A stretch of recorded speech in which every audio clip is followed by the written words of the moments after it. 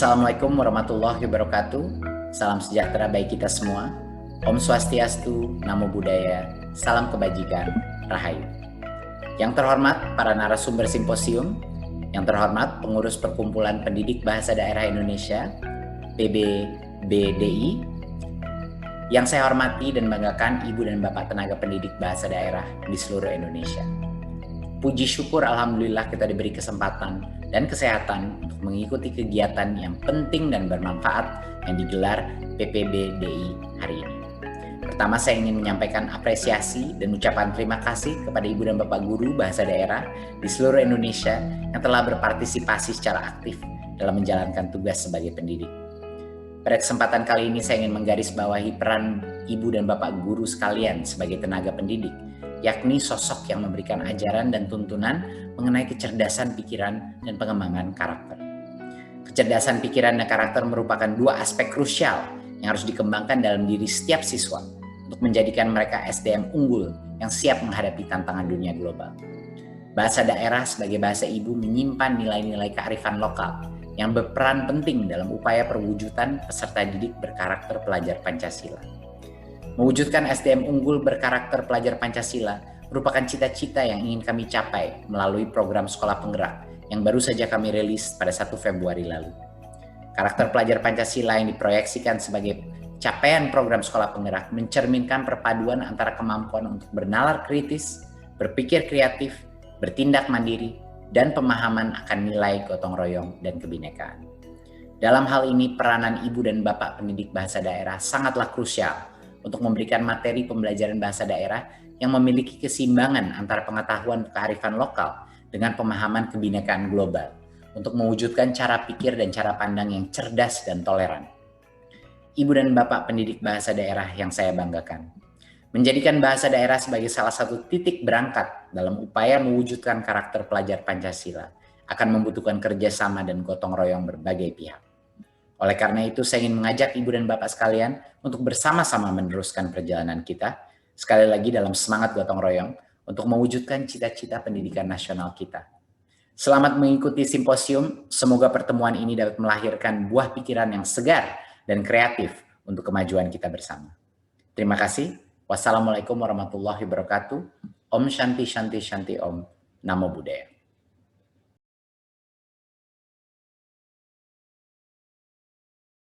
Kita kepada narasumber ketiga, yaitu Bapak Inyoman Sukardiyasa. Pak Nyoman sudah bergabung di kami. Iya. Selamat pagi Pak Nyoman. Selamat pagi. Pagi. Ya, silakan. Inilah kesempatan untuk Pak Inyoman Sukardiyasa dari STAHN Empu Kuturan Singaraja Bali. Enggak, kami silakan.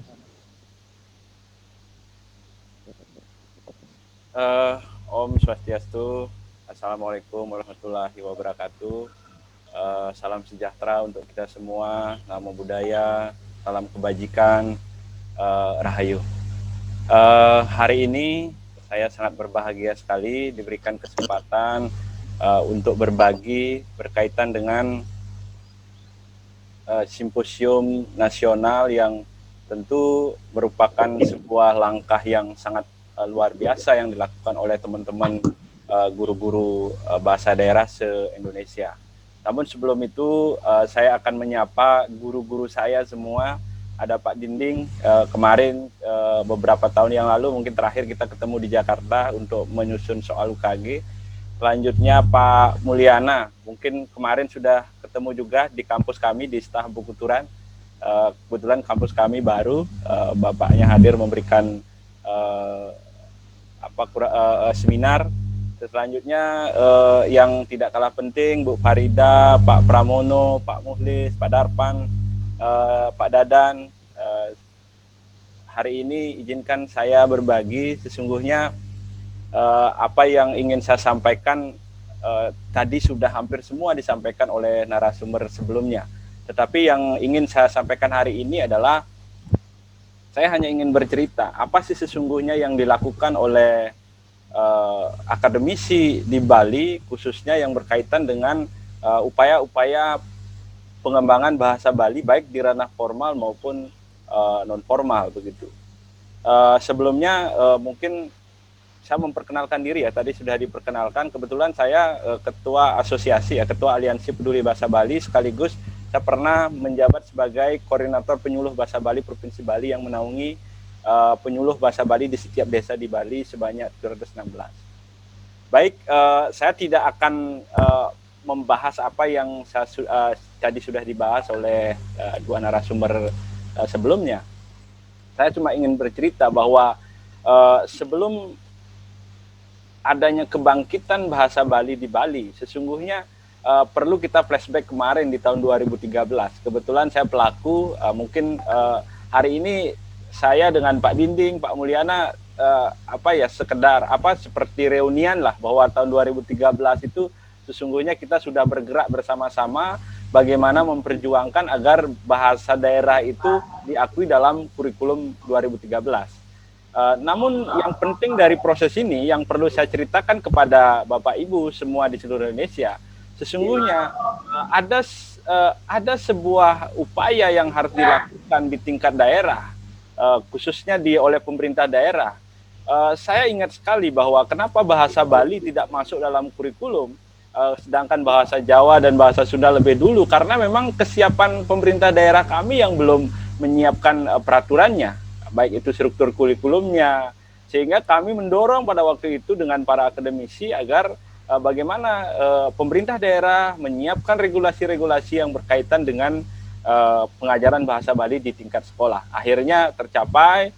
Sebentar saya akan ceritakan bagaimana prosesnya.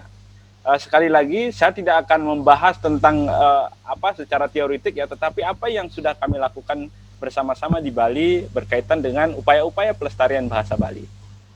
Nah, ini kurang lebih transformasi perkembangan bahasa Bali ya.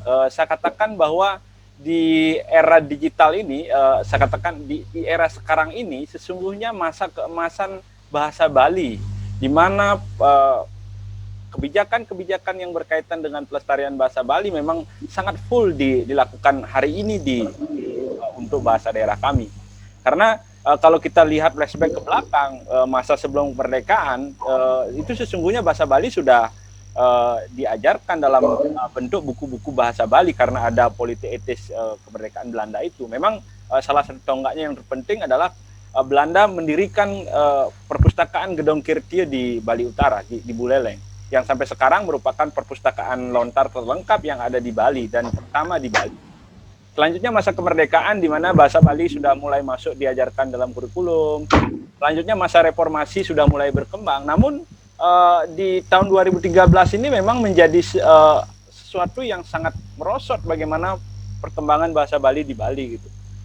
Kami dengan para akademisi, dengan teman-teman bahasa Bali menjadikan ini sebagai sebuah kekuatan untuk membangun bahwa kelemahan kami jadikan sebuah tonggak untuk bagaimana bahasa Bali bisa bergeliat lebih maju lagi gitu.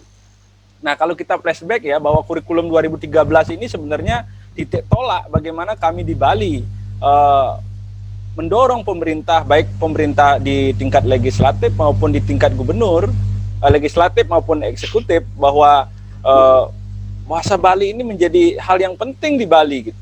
Kenapa begitu? Karena kalau kita berbicara Bali, kita akan teringat kepada budaya Bali. Budaya Bali itu akarnya adalah bahasa Bali itu sendiri, yaitu bahasa, aksara, dan sastra Bali.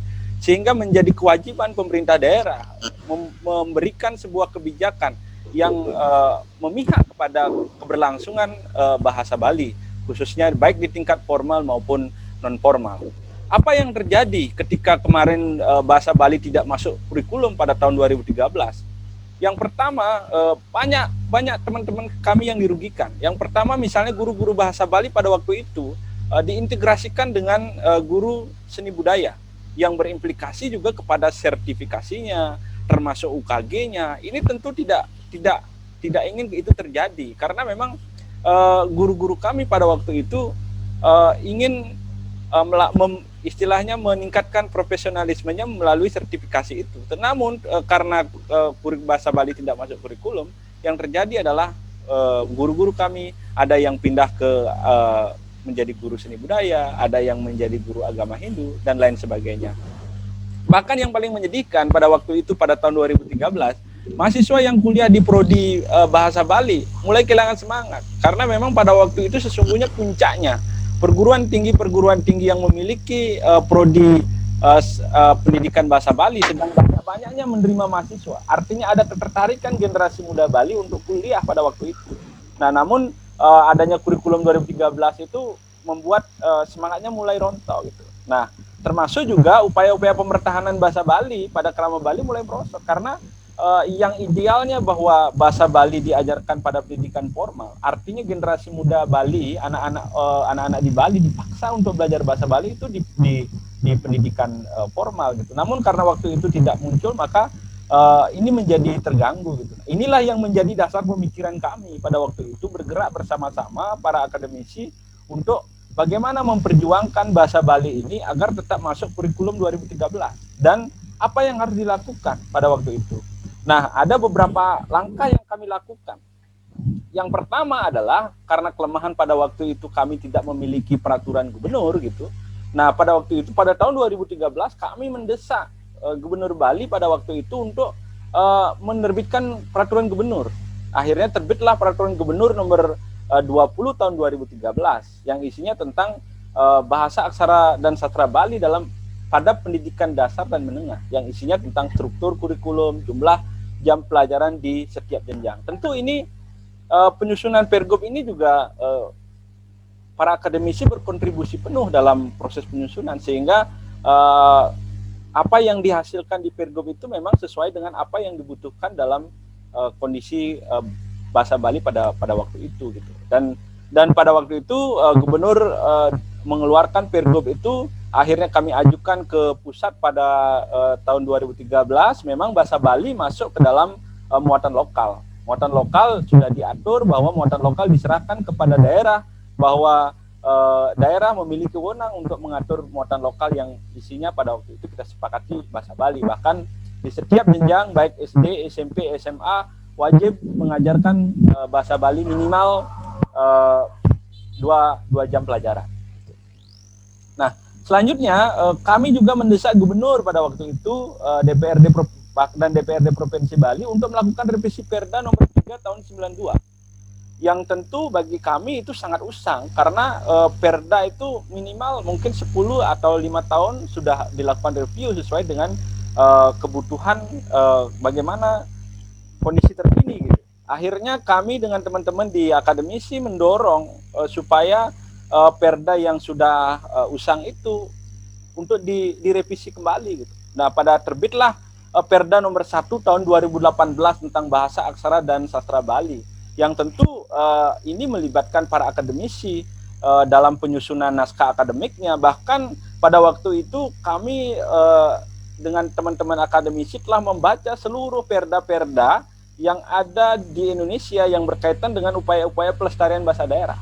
Yang baik-baik kami ambil, mungkin yang tidak relevan di kami tidak kami pakai, bahkan sesuai dengan kebutuhan. Salah satunya apa yang sudah yang diatur dalam Pergub itu. Yang pertama adalah mengatur penggunaan bahasa Bali bagi Krama Bali. Kami punya di Bali namanya Kamis Berbahasa Bali atau Warspati Membahasa Bali. Jadi setiap Kamis, baik itu di kantor, di pemerintahan, wajib menggunakan bahasa Bali dalam pengantarnya, khususnya dalam rapat-rapat, termasuk juga apapun dalam setiap hari Kamis itu. Yang kedua, kami membentuk penyuluh bahasa Bali. Penyuluh bahasa Bali ini adalah orang yang bertugas, bertanggung jawab melakukan pembinaan bahasa Bali di pendidikan non-formal. Kalau formal sudah jelas ada sekolah, ada guru. Tadi sudah di awal saya sampaikan di Pergub itu sudah jelas bahwa pemerintah mewajibkan setiap sekolah, setiap jenjang pendidikan yang ada di Bali wajib mengajarkan mata pelajaran bahasa Bali, baik itu dalam bentuk muatan lokal, minimal 2 jam mata pelajaran. Namun kami berpikir bahwa di masyarakat penting sekali dilakukan pendampingan, karena banyak hal yang perlu dilakukan. Sebentar saya akan mungkin akan ajak review apa itu penyuluh bahasa Bali. Selanjutnya menetapkan penggunaan bahasa Bali, sastra Bali di ruang publik. Tadi di Pak Dinding juga sudah menyampaikan bahwa di Sunda juga sudah ada. Namun di Bali di tahun 2019 semua pelang papan nama baik nama tempat, termasuk juga nama-nama toko, semuanya harus beraksara Bali. Nah, ini salah satu yang diatur dalam Perda nomor 1 tahun 2018 itu. Mengatur tentang perencanaan bulan bahasa Bali yang diperingati bulan Februari. Dan hari ini sedang berlangsung di Bali. Sudah berlangsung dari tahun 2019, 2020 sampai 2021 hari ini. Sebulan full masyarakat Bali wajib melakukan perayaan bulan bahasa Bali. Apa saja isinya? Lomba-lomba, termasuk dari tingkat desa hingga tingkat provinsi, itu semua merayakan bulan bahasa Bali. Yang isinya tentang lomba-lomba, baik melibatkan murid-murid, baik melibatkan masyarakat, termasuk juga tokoh-tokoh adat. Tokoh-tokoh adat juga dilibatkan bagaimana berpidato menggunakan bahasa Bali secara baik dan benar. Itu dilombakan sampai tingkat provinsi. Mungkin kalau ingin lebih detail bisa dicek di internet apa yang dilakukan Pemprov Bali pada bulan Februari. Selanjutnya memayungi keberadaan kurikulum bahasa Bali. Tadi sudah jelas bahwa di Pergub tentu dirasa tidak kuat, maka kami mendorong di dalam Perda nomor 1 tahun 2018 ini agar memayungi keberadaan kurikulum bahasa Bali. Baik nanti seandainya misalnya pemerintah pusat tidak mencantumkan bahasa Bali atau bahasa daerah sebagai muatan dalam kurikulum itu, asalkan masih ada muatan lokal, tentu kami masih bisa mengajarkan bahasa Bali, karena muatan lokal itu nanti kita akan plot untuk penggunaan bahasa Bali, karena itu sudah diatur dalam Perda yang sudah kami susun bersama-sama pada waktu itu bersama akademisi, para DPR dan dari pihak pemerintah Provinsi Bali gitu. Di dalam Perda juga diatur pemberian penghargaan kepada pihak-pihak yang menunjukkan pengembangan bahasa aksara dan sastra Bali. Itu sudah dilakukan, dan setiap perayaan bulan bahasa Bali setiap tahunnya ada pemberian penghargaan kepada orang-orang yang memang berkontribusi penuh terhadap upaya-upaya pelestarian bahasa Bali gitu. Dengan pemberian kurang lebih kalau dihitung nominal uangnya itu sekitar 100 juta ya, karena diberikan emas, termasuk juga uang tunai. Kalau ditotalkan sekitar 100 juta. Namun guru belum ya. Mudah-mudahan nanti kami dorong supaya guru juga menjadi bagian penting diberikan penghargaan bahwa guru teladan misalnya dan lain sebagainya. Termasuk juga terakhir kami di dalam Perda itu pembentukan lembaga pembinaan bahasa aksara dan sastra Bali yang sudah terbentuk. Nah, selanjutnya untuk memperkuat implementasi dari Perda nomor 1 tahun 2018 itu, pemerintah atau Gubernur Bali menerbitkan Pergub ya nomor 80 tahun 2018 tentang perlindungan dan penggunaan bahasa aksara sastra Bali serta penyelenggaraan bulan bahasa Bali. Di sini diatur secara detail bagaimana mekanisme, tata cara melakukan penyelenggaraan bulan bahasa Bali, bagaimana aksara Bali misalnya kalau di Bali aksara Bali ada di atas tulisan Latin. Jadi aksara Bali, sebentar saya tunjukkan contohnya. Jadi itu sudah diatur secara detail dalam peraturan gubernur. Bahkan sekalian pada waktu itu peraturan gubernur nomor 7 Pergub nomor 79 dan 80 tentang pemakaian busana adat Bali. Jadi setiap hari Kamis seluruh instansi di Bali wajib menggunakan pakaian adat Bali dan berbahasa Bali dalam upaya penggunaan bahasa Bali pada waktu itu. Nah, pertanyaannya adalah apakah semua regulasi itu terlaksana gitu? Kan tadi itu aturannya, apakah sudah terlaksana?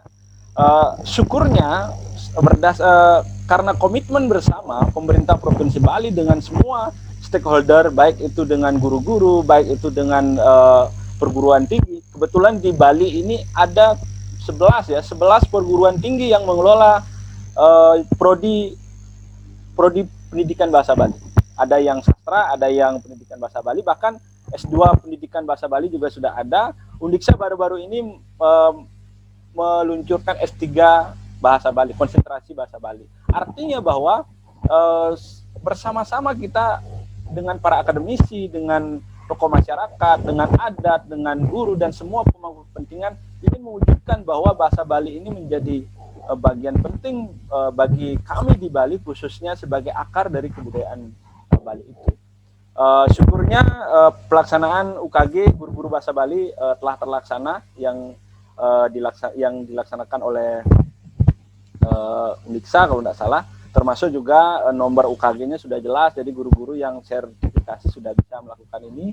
Selanjutnya peningkatan profesionalisme guru bahasa Bali secara kontinu dilakukan, baik dilakukan oleh Kemendikbud ataupun oleh pemerintah daerah yang melalui MJMP maupun lembaga-lembaga yang lain yang ingin meningkatkan profesionalisme guru. Bahkan ini gerakan penyuluh bahasa Bali di tahun 2016 pemerintah Provinsi Bali merekrut 716 penyuluh bahasa Bali di setiap desa di Bali. Jadi Bali itu terdiri dari 9 kabupaten, 8 kabupaten, 1 kota yang terdiri dari 716 desa dinas dan kelurahan. Kalau desa adat, jadi di Bali itu ada 2 ya, ada desa adat dan desa dinas. Kalau desa adat jumlahnya 1.444 desa adat di seluruh Bali. Nah, penyuluh bahasa Bali ditaruh di desa dinas yang kurang lebih jumlahnya 716 di setiap desa di Bali. Jadi mereka ngantornya di kantor desa untuk melakukan pendampingan kepada masyarakat gitu. Dan ini digaji oleh Pemprov Bali, dan ini juga membuat prodi-prodi yang perguruan tinggi yang mengelola prodi-prodi bahasa Bali mulai menggeliat karena dilakukan rekrutmen besar-besaran pada waktu itu untuk menjadi penyuluh bahasa Bali, di samping memang guru-guru bahasa Bali. Artinya bahwa pemerintah Provinsi Bali sudah memiliki upaya yang sangat serius dalam upaya bagaimana menyiapkan, termasuk juga bagaimana merekrut bagi generasi muda Bali yang sudah mau mendalami bahasa, aksara dan sastra Bali yang kuliah di prodi bahasa Bali gitu. Artinya mereka sudah direkrut oleh pemerintah Provinsi Bali melalui penyuluh bahasa Bali ini. Apa yang mereka lakukan di desa? Yang pertama, penyuluh bahasa Bali itu melakukan pembinaan bahasa Bali di tengah-tengah masyarakat, baik membentuk kelompok belajar, konsultasi virtual, termasuk juga pendampingan secara intensif bagi masyarakat dalam upaya-upaya pempertahanan bahasa Bali di tingkat desa. Itu sudah dilakukan oleh teman-teman, dan biasanya mereka berkolaborasi dengan para akademisi dengan upaya-upaya melakukan ketika perguruan tinggi memiliki pengabdian masyarakat, mereka akan bersama-sama di sana melakukan pembinaan. Selanjutnya pendokumentasian cerita-cerita rakyat yang berkembang. Karena Bali sangat kaya akan cerita-cerita rakyat. Selama ini tidak ada yang serius untuk mengumpulkan. Bahkan sesungguhnya ini kan bisa menjadi naskah pembelajaran bagi anak-anak kita. Khususnya di Bali ya, berkaitan dengan cerita-cerita rakyat yang berkembang di sekitarnya. Dan ini sudah didokumentasikan oleh teman-teman penyuluh. Bahkan penyuluh juga sudah melakukan pemetaan naskah-naskah lontar. Kalau saya ibaratkan, Bali itu seperti perpustakaan lontar hidup ya. Di tengah-tengah masyarakat banyak sekali ditemukan lontar-lontar yang memang masih sampai sekarang, dan itu dijadikan sebuah kekayaan kayak pusaka di Bali, sehingga dirawat dengan baik oleh si pemiliknya. Nah, penyuluh datang untuk memberikan satu, merawat, kedua mengidentifikasi, selanjutnya memberikan kira-kira isinya apa, supaya tidak ada keterputusan antara generasi penerima warisan itu dengan yang generasi sebelumnya. Jadi penyuluh memberikan itu. Dan terakhir, penyuluh bahasa Bali sebenarnya melakukan tugas utama pelaksanaan bulan bahasa Bali di tingkat desa, di tingkat kecamatan, sehingga bulan bahasa Bali bisa dilakukan dari tingkat desa. Kalau di tingkat desa dianggarkan oleh pemerintah desa melalui dana desa. Kalau di tingkat adat dianggarkan oleh desa adat melalui bantuan desa paket desa adat itu. Kalau di tingkat kecamatan dianggarkan oleh kecamatan, di tingkat kabupaten sampai tingkat provinsi itu semua dianggarkan oleh masing-masing legislator itu. Sehingga bulan bahasa Bali bisa dilakukan secara meriah. Kalau di masa pandemi sekarang kebanyakan dilakukan secara virtual. Nah, ini kerja penyuluh sebenarnya selama 3 tahun penyuluh berhasil mengidentifikasi 25.000 cakep-cakep itu satu gini ya, penyuluh bahasa Bali membentuk 1.820 kelompok belajar di setiap ada Banjar, dan tidak mengenal agama ya, suku, karena memang di Bali bahasa Bali itu menjadi sebuah nilai kekayaan yang harus dijaga bersama-sama oleh masyarakat Bali, baik dengan suku agama yang berbeda-beda gitu. Penyuluh bahasa Bali juga ini menyelamatkan 171 Bali yang telah terdokumentasi dengan baik. Nah ini Kamis berbahasa Bali di tingkat di tingkat pemerintahan, baik di sekolah, di pemerintahan, termasuk di instansi-instansi yang lain. Setiap Kamis mereka wajib menggunakan pakaian adat. Nah bagaimana kalau yang di luar adat Bali, mereka diperkenankan memakai pakaian adatnya. Kalau pakaian Bugis, dia pakai pakaian adat Bugis. Kalau Jawa, pakai Jawa, dan yang lainnya. Sehingga mereka bersama-sama berkolaborasi bahwa inilah kebinekaan atau keberagaman yang ada di Bali. Namun orang Bali wajib berpakaian adat Bali, berbahasa Bali, sehingga bersama-sama memiliki kecintaan terhadap bahasa Bali itu. Ini pelang papan nama yang ada di Bali sudah ditetapkan melalui peraturan gubernur dari Perda nomor 1, selanjutnya peraturan gubernur nomor 80. Ini Pak Koster atau Pak Gubernur meresmikan secara serentak di Bali pada 6 Oktober 2018 bahwa semua pelang papan nama baik instansi swasta maupun negeri wajib menggunakan aksara Bali. Dan implikasi dari ini sesungguhnya para akademisi diuntungkan. Satu, lulusan-lulusan kami di perguruan tinggi direkrut oleh para desainer yang memang menyediakan jasa pembuatan baliho. Karena memang yang paham betul tentang penggunaan aksara Bali kan mereka yang lulus di lulusan sastra Bali gitu. Dan ini dipakai, mereka banyak yang setelah tamat mereka langsung diminta bekerja baik di percetakan, karena ini berimplikasi kemana-mana atas kebijakan ini. Sehingga semua pelang papan nama di Bali pada waktu itu semua dirubah, nama hotel semua wajib menggunakan aksara Bali. Ini salah satu tampilan di bandara ya, Bandara Internasional Gusti Ngurah Rai. Ini pelaksanaan bulan bahasa Bali. Pelaksanaan bulan bahasa Bali dilakukan selama sebulan penuh di Bali, yang memang didukung oleh setiap insan di tingkat desa, di tingkat kecamatan sampai tingkat provinsi. Nah itu yang gambaran besar. Nah ini jurusan bahasa Bali ya, yang ada di Bali, Fakultas Sastra Udayana IHDN Denpasar memiliki S1 S2, Undiksa S1 dan S3, IKIP Bali yang sekarang sudah menjadi universitas, Stambu Puturan dulu IHDN Denpasar, sekarang sudah berpisah, STKIP, dan termasuk Universitas Dwi Jenderal. Ada 8 perguruan tinggi yang mengelola prodi bahasa Bali.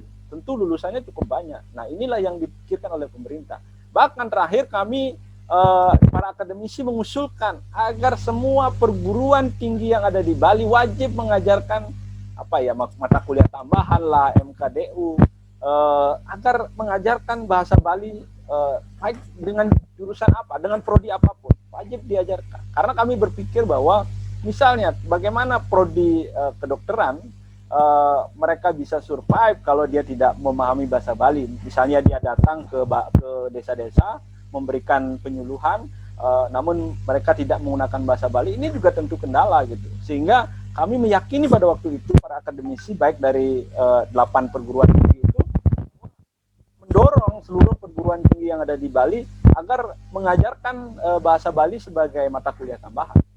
Sehingga tidak ada miskonsepsi di masyarakat, khususnya bagi mereka yang lulusan di Bali, ketika dia ada di tengah-tengah masyarakat, mereka memahami bagaimana penggunaan bahasa Bali. Khususnya misalnya prodi pariwisata, tentu mereka harus memahami istilah-istilah budaya Bali yang menggunakan bahasa Bali, termasuk juga kesehatan.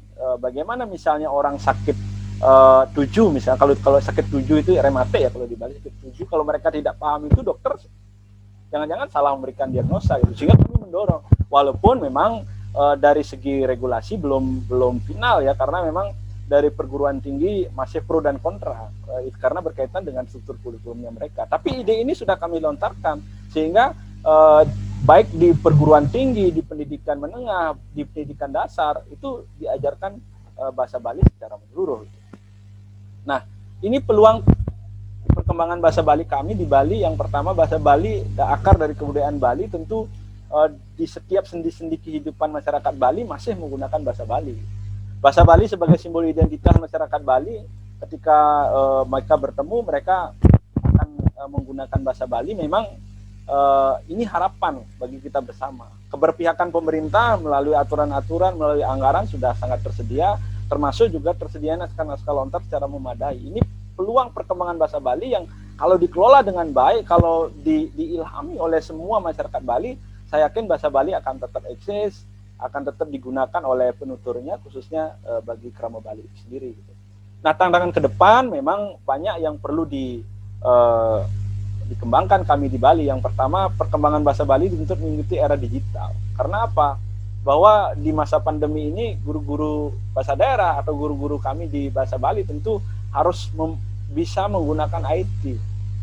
Itu harus menjadi hal yang penting, harus dimiliki oleh seorang guru, termasuk juga peningkatan SDM dan standarisasi buku-buku bahasa Bali, termasuk juga peningkatan profesionalisme guru bahasa Bali di tingkat sekolah dasar.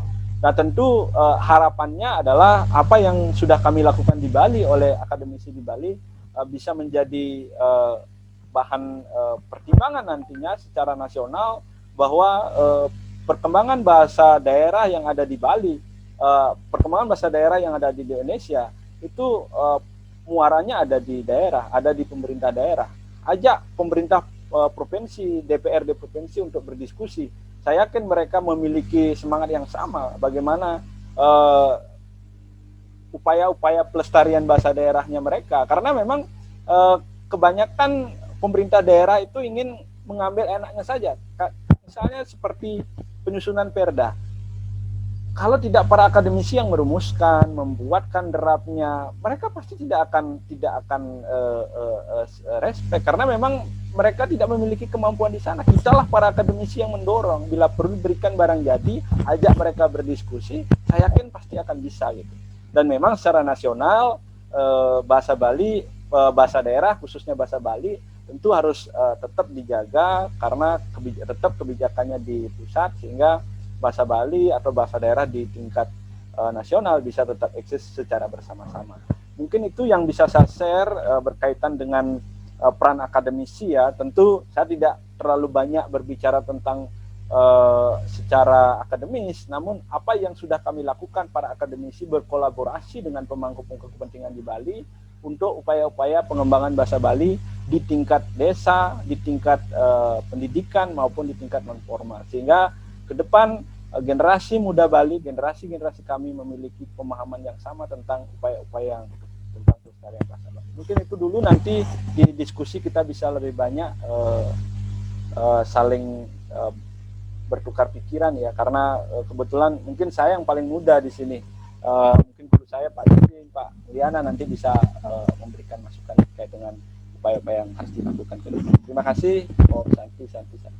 Assalamualaikum warahmatullahi wabarakatuh. Namo Buddhaya, salam kebajikan. Ya, terima kasih kepada Bapak Inyoman Sukadiasa yang telah memberikan paparannya. Mudah-mudahan ini bermanfaat sekali bagi kita semua. Bermanfaat sekali untuk kita semua sebagai pembanding dengan bahasa-bahasa daerah lainnya yang ada di Indonesia, termasuk juga dengan bahasa daerah Sunda sekalipun. Terima kasih atas paparannya. Kemudian materi berikutnya yaitu dari ibu yang tercantik, mungkin di antara tercantik karena satu-satunya bidadari, yaitu Ibu Dr. Farida Aryani, MPD dari Universitas Lampung. Namun sebelumnya kami ingatkan bahwa mengingat kita menghemat waktu, jadi waktu tersedia hanya 15 menit untuk penalis memaparkan materinya. Mangga kepada Dr. Farida Aryani, MPD, kami silakan. Assalamualaikum Ibu, sudah bergabung Bu Aryani. Terima kasih. Tabe pun Bu. Iya, ya pun. Assalamualaikum warahmatullahi wabarakatuh. Assalamualaikum warahmatullahi wabarakatuh. Tabe pun. Alhamdulillah, tentu itu dulu yang saya ucapkan karena bisa bergabung dalam silaturahmi yang sangat penuh keberkahan. Kalau tadi Pak Nyoman termuda, saya tampaknya yang tertua. Jiwanya muda.